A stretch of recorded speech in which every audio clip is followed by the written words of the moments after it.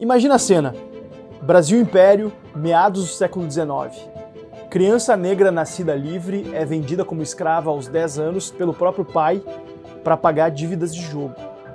Aprende a ler aos 17 anos e conquista a própria liberdade. Estuda direito por conta própria e consegue atuar na libertação de mais de 500 pessoas escravizadas na justiça. Essa é uma síntese da história do gigante Luiz Gama. Daria um belo filme, né? Ou uma série, olha aí Netflix, fica a dica. E esse personagem, que parece até vindo de alguma produção hollywoodiana, existiu no Brasil Imperial. Poeta, jornalista, advogado, membro do Partido Liberal, Luiz Gama teve uma participação fundamental na construção dessa que é, sem dúvidas, a maior vitória das ideias liberais na história do Brasil, a abolição da escravidão. Mas vamos voltar ao início dessa história, que bem poderia ser um roteiro de alguma mega produção hollywoodiana, mas aconteceu aqui no Brasil durante o Império. Nascido no dia 21 de junho de 1830, Luiz Gama era filho de uma ex-escrava negra e de um fidalgo português, e foi vendido aos 10 anos de idade pelo próprio pai para quitar uma dívida de jogo. Levado à força ao Rio de Janeiro, somente aos 17 anos de idade, teve a oportunidade de aprender a ler e escrever, auxiliado por um estudante que se hospedava na fazenda onde ele era escravo. E a partir daí, Luiz Gama descobriu que a sua condição de escravo era ilegal, afinal ele havia nascido em liberdade em Salvador. E mesmo portando documentos que demonstrassem o seu direito à liberdade, não conseguiu a alforria e acabou fugindo para São Paulo. Em São Paulo, conquistou sua liberdade e tentou ingressar na Faculdade de Direito do Largo de São Francisco, a Faculdade de Direito da USP.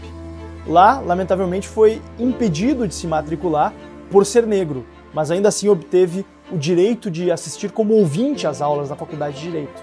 A partir da sua formação essencialmente autodidata em Direito, passou a atuar como rábula, como eram conhecidos os profissionais à época que atuavam como advogados mesmo sem ter a formação superior específica. E Luiz Gama passou a atuar ativamente na defesa da liberdade de escravos.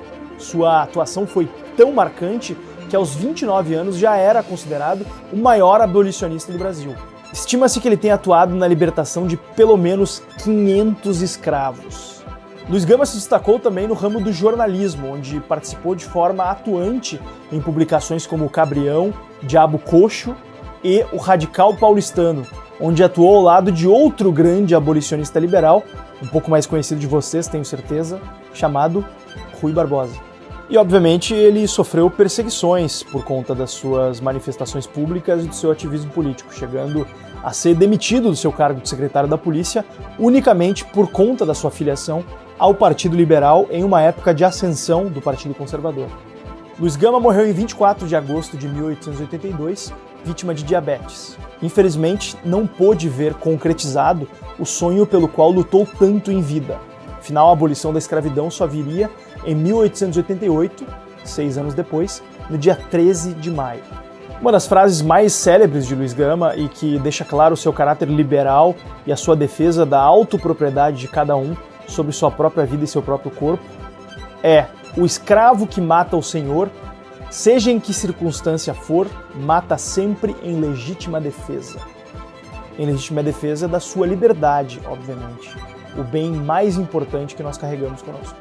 E eu gravei esse vídeo sobre a vida e obra do Luiz Gama, não só para relembrar esse grande homem, esse grande personagem que marcou a história do Brasil, mas que infelizmente ainda não é tão conhecido, mas também para reforçar o fato de que o nosso compromisso pela liberdade precisa ser construído no dia a dia, para que a gente possa fazer jus ao legado de Luiz Gama e trabalhar cada vez mais por mais liberdade e dias melhores para o Brasil.